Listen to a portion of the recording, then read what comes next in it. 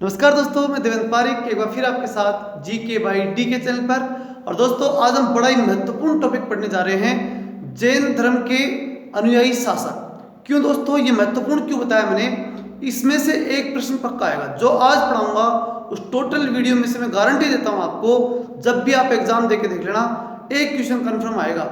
इसलिए इसी प्रकार के लगातार हम वीडियो जो आपको दे रहे हैं, और यही टारगेट हमारा है कि हम आपको क्वालिटेड वीडियो ही दें। जिस क्वालिटी का मतलब हमारा ये है कि हम आपको वो क्वेश्चन और वो मैटर उपलब्ध करवाएं जिससे आप कम मैटर में बढ़िया शानदार तैयारी कर सके। इसलिए दोस्तों, अगर अभी तक हमारे चैनल को सब्सक्राइब नहीं किया तो आप सब्सक्राइब कर लीजिए। Thank you. आप इस सब बेल आइकन भी दबा दीजिए।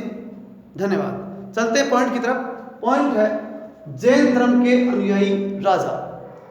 देखिए, उदयन, वनराज, चंद्रगुप्त मौर्य, कलिंग नरेश खारवे, राष्ट्रकूट शासक अमोघवर्ष और चंदेल शासक, ये सारे शासक जो थे ये जैन धर्म के अनुयायी थे। अब इनको याद करेंगे। सबसे इंपॉर्टेंट पार्ट जो अपना है वो याद करना।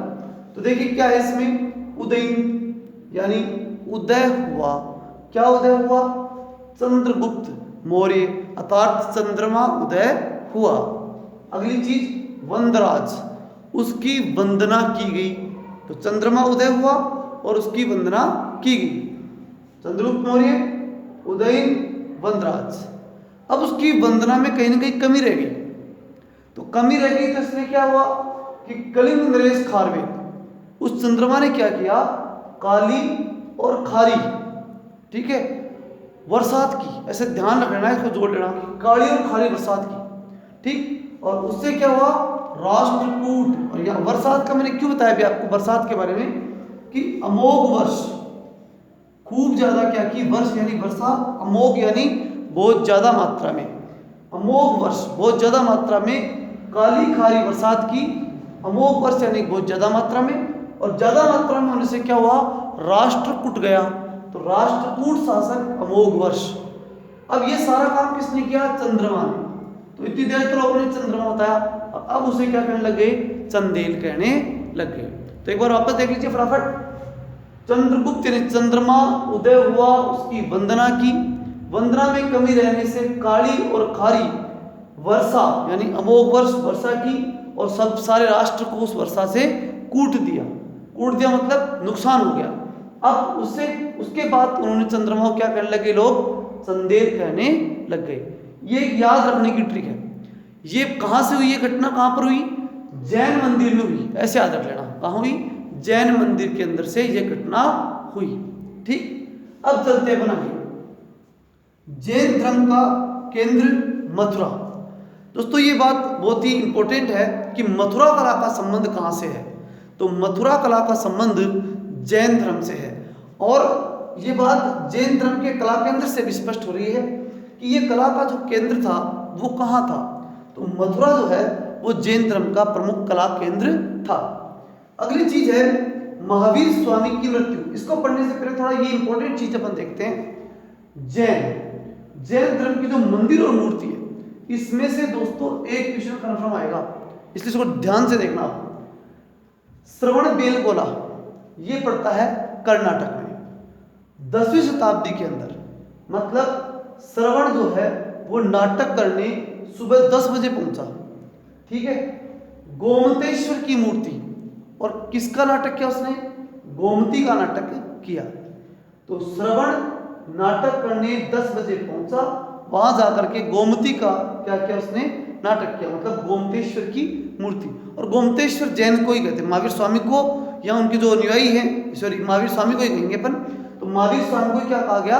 गोमतेश्वर कहा गया। तो ये मूर्ति बनी। अब अगली चीज मैसूर, ये बनवाया किसने मंदिर? तो मैसूर के गंग वंश के मंत्री चामुंड ने बनवाया था। कौन सा? श्रवण बेलगोला कर्नाटक में 10वीं शताब्दी में गोमतेश्वर की मूर्ति लगा हुआ जो मंदिर था, उस मंदिर का निर्माण मैसूर के गंग वंश के मंत्री चामुंड के प्रोत्साहन से हुआ था। तो अब आगे क्या करना है कि गोमती का उसने क्या किया? नाटक किया।